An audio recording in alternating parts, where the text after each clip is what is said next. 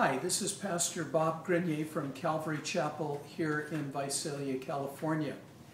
In the book of James, in dealing with the subject of the tongue, James starts the chapter by actually warning those who would want to be teachers to recognize that if they do take on that teaching ministry, that they also will assume the responsibility of a stricter judgment.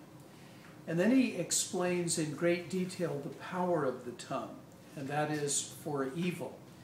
He uses a couple of illustrations where he speaks of what can come out of the tongue, and he explains that out of the same mouth comes blessings and cursings, and he says these things ought not to be. So whenever the Lord tells us that something shouldn't be in our life, it's certainly not to restrict our sense of self-satisfaction or fulfillment, but rather it's to keep us from harm.